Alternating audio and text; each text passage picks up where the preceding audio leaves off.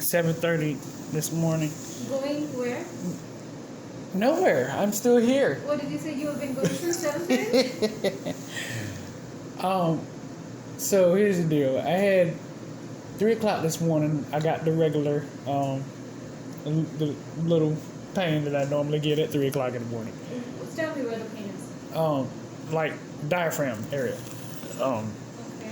What makes you hurt more? I don't know if you know how stuff usually kind of flare up at night. Yeah.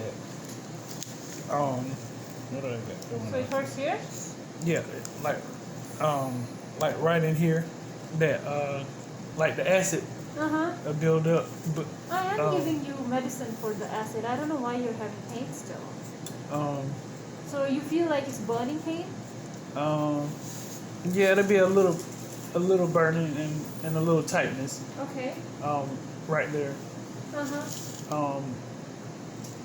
Almost like I'm kind of like your food may have gotten stuck right there. But it's the same thing that and you before I haven't had started. anything at 3 a.m. in the morning. Didn't have any food, so it just feels like that. Right, it just feels like that. I'm just waking up and I'll cough and a little phlegm might come up. And that'll be pretty much it. And heretofore, I've been getting the morphine at 3 in the morning. Yeah. And changed that, took that off, and so I'm coming down slowly. This morning I asked, I barely had any pain. It was not that much, so I wanted to take like a Tylenol. So if it's a burning pain, you should get something like Sucralfate or Maalox. Okay. Have you tried Maalox? Not yet. Is it hurting right now? No, and I've just finished the eggs. I went straight through the eggs, no problem. Swallowed, no problem. No burping, no nothing. Yeah, opioids are not good for that pain. I actually ordered Maalox yesterday for them to give it to you when you complain of this pain. Okay. But they saw that you've been getting opioids, so they just gave it to you. Gotcha. I wish you had gotten that, so I would have known. And that's why, that's why I keep saying, the less I take, the better. And or if I do have to take something, take the least, because I'm not having a whole bunch of pain, so I don't need all this extravagant knock me out medicine, So I was like, just give me 325 milligrams of Tylenol or whatever, and I'll probably be fine. Right. And because the Tylenol, first of all, was in 650. First of all, second of all, it was still in suppository form. They didn't have the by mouth ordered. So I was like, well, I got some Tylenol right over there in my bag, And she's like, really not supposed to do that, But so I was gonna get up and just go get it, and then I was like, realize it was a suppository. Yeah, the Tylenol, because I had a fever of 102, and that's when they started me on the Tylenol to bring that fever down. That's what that was for. But that was Monday. That was like Monday or whatever when I had a 102 fever or whatever. And so it's still in suppository form in the system. But otherwise, yeah. Oh. Okay, so. Was that empty? Yeah. Oh, okay. Fortunately. At 6:30 in the morning, I decided to go ahead with the oxycodone, and that made me extremely drowsy, overly drowsy, because I was fine. So, but then I've probably slept about 45 minutes since 6:30, and I've been interrupted probably about 15 times. That's no understatement. Yeah. And then they forgot to bring me my breakfast. And you see where it's sitting because I've been interrupted too many times. Uh-huh. But it's not because I can't eat it. It's because I've been interrupted. Okay, that's fine. So, but continue. I'm sorry. So cardiology has seen you already. They are trying to get in touch with your oncologist, and we'll let them know. I want to make a few follow-up appointments for you, like gastroenterology. Okay. In case you continue having this pain, I want you to get an EGD. Right. You know what EGD is? That's the endoscopy. Yeah, they will go in and see what it is. And I told, was it you that told that? Yes. What? Anyway, it was Dr. Sayed at the time before y'all switched over. I told Dr. Sayed that I'd really prefer to have that done before I go back and start taking chemotherapy, so I'll know as a patient for myself what's going on, how much damage has actually been done and sustained from the chemotherapy. Right. So the fact that you improved with fluconazole sort of confirms that it was candidial. You wouldn't have been able to eat all this if it was not. Now what's concerning me is your epigastric pain. PPI, the pantoprazole, should have taken care of it. The fact that you're still having it made me concerned that it could be chest pain, and with those EKG changes we called cardiology, we did find there is something wrong with your heart, but they don't think the pain is coming from your heart right now. Right. No, the pain's not coming from my heart. But there's no way to confirm it. Okay. That may be that may not be maybe an incorrect statement. I get what you're saying. Enzymes are not elevated. Your EKG has changed, and your EF, your heart is not contracting as well. And you have this chest pain. So all those things could concern a person that it could be cardiac. But you're stable enough for us to send you out and have follow-up with cardiology outpatient. That's the first thing. GI outpatient. They have a much better setup outpatient than they have here. Gotcha. Do an EGD. Gotcha. Right now, there's no indication. We only do urgent and emergent EGDs here, and there's no indication for that. Gotcha. Unnecessarily doing these things could have issues. You could have issues with insurance and whatnot, and we don't want to get into that.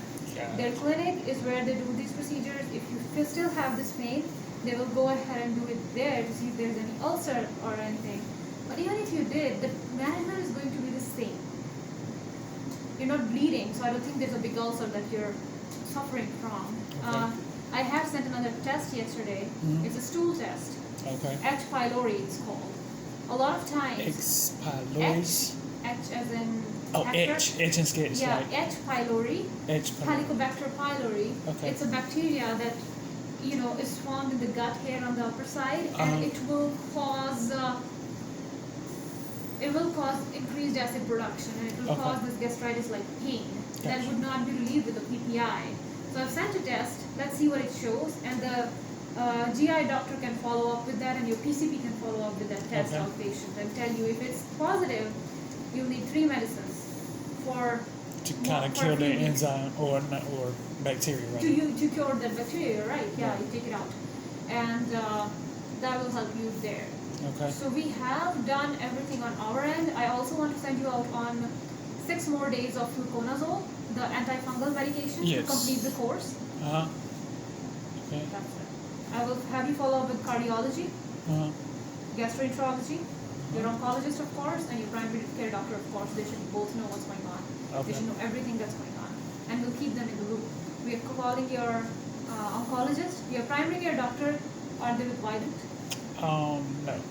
If they're not, what you'll need to do is tomorrow, 24 hours after discharge, you call the hospital, get the fax number of your PCP, have them fax the results to your PCP. So before you go to the appointment, they have everything there. Okay. So you don't have to go back because they don't know what's going on. Gotcha. Okay?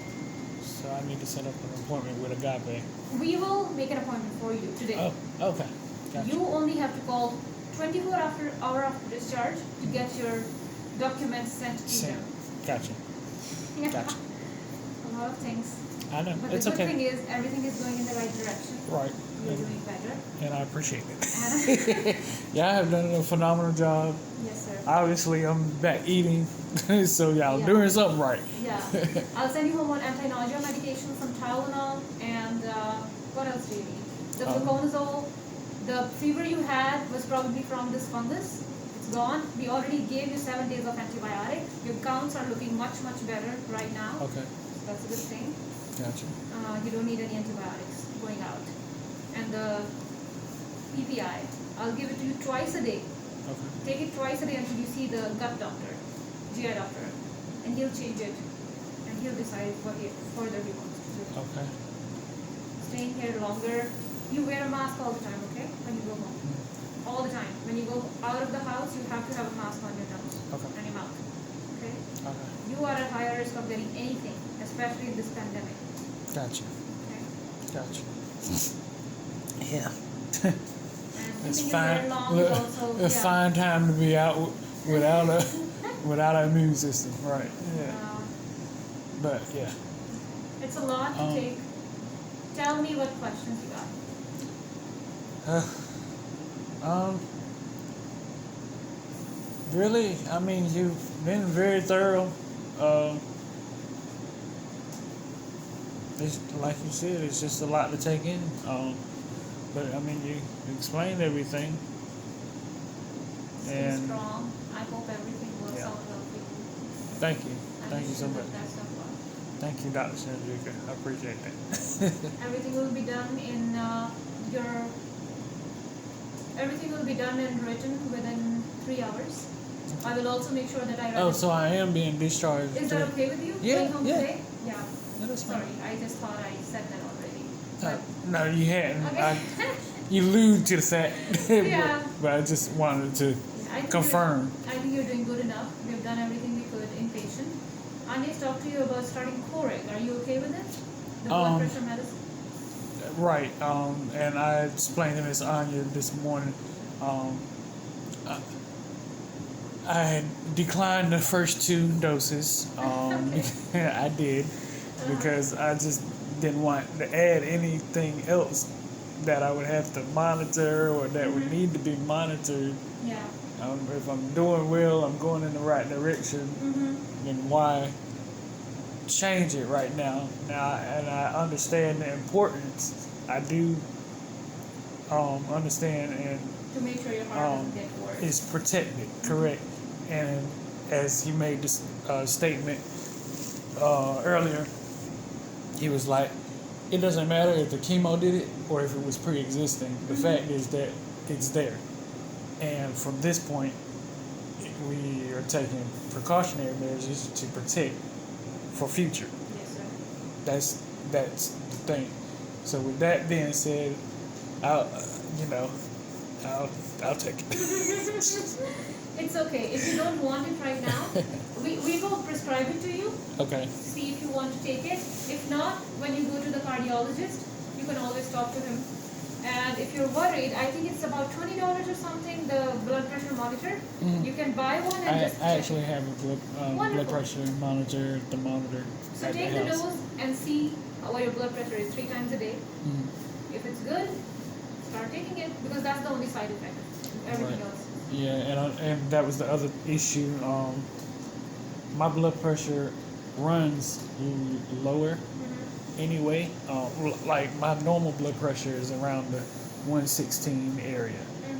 And she was saying she put parameters on it of if my blood pressure drops below 115, the systolic number, if it drops below 115, then I should not take Yeah. the new heart medicine. And like this morning, my blood pressure was, I believe, 109 or 110 or something like that. Yeah, before taking it, if it's already low, then don't take it. Right. Yeah. So, I'm glad I didn't even know about the parameters, but I'm glad I told her not to give it to me because my blood pressure was already low. So I'd probably be sitting in the 90s or 80s right now. Yeah. You It'll know. make you dizzy. Right. So, and that's what I'm saying. That's something else that I would have to monitor, and I'm it's a lot of work. You know. But is it okay if I still put it in? If you change your mind later? Yes. You can go ahead and put the order in for it and send it to. Here's the next thing. I'm so tired of my pharmacy. Okay. I'm past beyond tired of my pharmacy. Who do you want to go to? And then I was informed that my pharmacy will not be in network shortly. Oh, which one is it? Agape Health Clinic. I'm not sure if that's taking place at the beginning of the year when.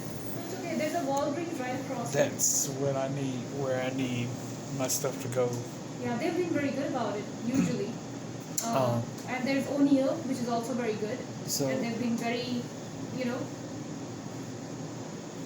compassionate to the patients too. If there are issues with finances and stuff, they still help the patients sometimes. Gotcha. So Walgreens for now. If that doesn't work, then have your PCP change it to O'Neill.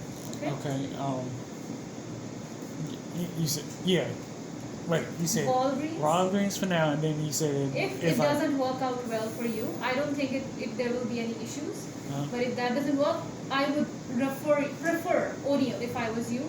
If I was living in Washington, I would have preferred to go to these two pharmacies. Gotcha. I have never had any issues. So all the medicines that you're getting ready to prescribe and send over, can you send them to this Walgreens? Yes, sir. Thank you. Thank you so much. And plus, that'll keep them separate. Yeah. And I won't be, I'll know exactly the medicines that is coming from this visit. And they'll be there because I have nothing there. So I'll know. All right. It was a pleasure taking care of you. Thank you so much. That was a mouthful. So you said discharge papers will be done probably about 3 hours. Yeah. Oh, I know it takes a while. I don't want to, Boy, I was over in Greenville, and it was about 5 hours before I left. We'll try to be a little bit better than that. All right. Thank you so much.